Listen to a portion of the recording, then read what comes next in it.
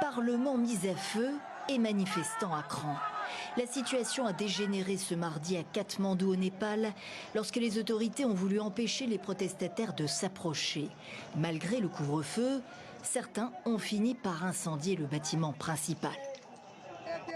Ce pays est le nôtre, celui de la génération Z. Tous les hommes politiques ont fui, ces politiques sont corrompus et ne travaillent pas. Nous avons besoin d'un jeune dirigeant, nous voulons le changement. Le temps des vieux dirigeants, c'est fini. Scène d'émeute. Quelques heures plus tôt, le Premier ministre Sharma Oli, chef du parti communiste népalais, 60 ans de carrière, a annoncé sa démission dans une lettre au président transmise à la presse. Sa résidence privée avait été incendiée plus tôt, au lendemain de manifestations contre le blocage de réseaux sociaux, conformément à un arrêt de la Cour suprême de 2023. Raison invoquée, non-conformité avec les nouvelles règles. Lundi, les manifestations ont été violemment réprimées, la police tirant à balles réelles sur les contestataires qui dénoncent également le népotisme des autorités.